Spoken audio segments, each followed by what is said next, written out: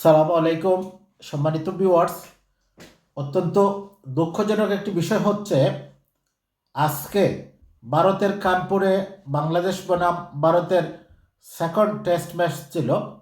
আজকের প্রথম দিনে লাঞ্চের সময় ভারতীয় উগ্র সমর্থকরা বাংলাদেশের সমর্থক টাইগার রবির উপর হামলা করে তাকে রক্তাক্ত আহত করে অজ্ঞান অবস্থায় পুলিশ তাকে নিয়ে হসপিটালে ভর্তি করেছে। এটা খুবই নিন্দনীয়, খুবই দুঃখজনক একটি বিষয়। আমরা আগ থেকে জানি, গত 1 মাস থেকে এই কানপুরে তারা টেস্ট হতে দেবে না, বাংলাদেশের প্লেয়ারদের খেলতে দেবে না, ম্যাচ বাতিল করতে হবে, এই দাবিতে তারা মিছিল মিটিং করছিল, হুমকি দামকি দিচ্ছিল। তারপরেও কেন বাংলাদেশ সম্মত হলো সেখানে জাতীয় দলকে পাঠাতে, এটা বুঝতেছি না।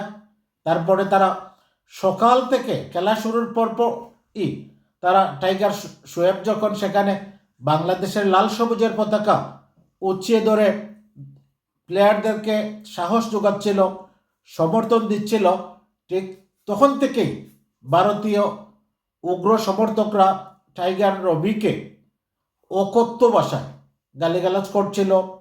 এক পর্যায়ে লাঞ্চের বিরতিতে তারা টাইগার রবিকে বেদড় মারপিট করে তাকে আহত করে ফেলে। সে জ্ঞান হারিয়ে ফেললে পুলিশ তাকে নিয়ে হসপিটালে যায়।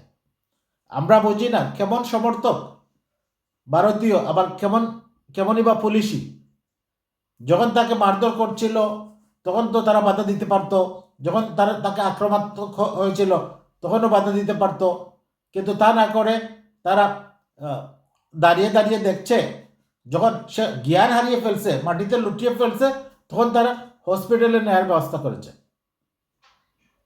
তো ভারতীয় দর্শকদের উগ্র আচরণ এটাই প্রথম নয়। আমরা বিশ্বকাপে শ্রীলঙ্কা ভারতের ম্যাচে দেখেছি, যখন ভারত নিশ্চিত হেরে যাচ্ছিল তখনই ভারতীয় দর্শকরা পানির বোতল দিয়ে ঢিল ছুঁড়ে শ্রীলঙ্কার দর্শকদের উত্ত্যক্ত করছিল এবং বারবার 3 থেকে 4 বার এই জন্য খেলা বন্ধ করতে হয়েছিল আম্পায়ারদের। কারণ ভারতীয় দর্শকরা এত আক্রমণাত্মক ছিল যে খেলা চালিয়ে নেওয়া কঠিন হয়ে পড়ছিল।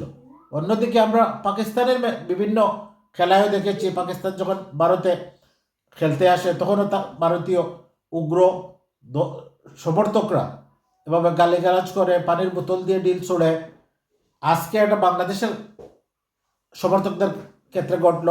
বাংলাদেশের সমর্থক টাইগার রবিকে তারা যে অকথ্য ভাষায় গালিগালাজ করেছে, স্টেডিয়ামে ঢুকা থেকে নিয়ে গ্যালারিতে, এবং শেষ পর্যন্ত তারা তাকে পিটিয়ে মেরে ফেলার চেষ্টা করছিল।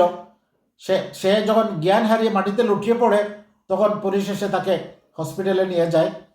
আমরা এর নিন্দা প্রতিবাদ জানাই এবং বিসিবিকে আনুষ্ঠানিক প্রতিবাদ জানানোর আহ্বান করছি।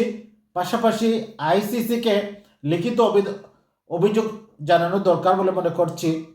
আর আইসিসিকে লিখিত অভিযোগ জানিয়েই কি হবে? অনেকে তো আইসিসির মিনিং ইন্ডিয়ান ক্রিকেট লিগ মনে করে বা ইন্ডিয়ান ক্রিকেট কাউন্সিল মনে করে। তারপরেও একটি ডকুমেন্ট হিসাবে, প্রমাণ হিসাবে আইসিসির কাছে লিখিত প্রতিবাদ জানানো উচিত।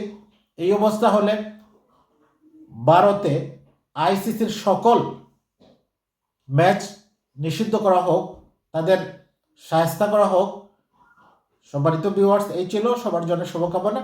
আল্লাহ হাফিজ।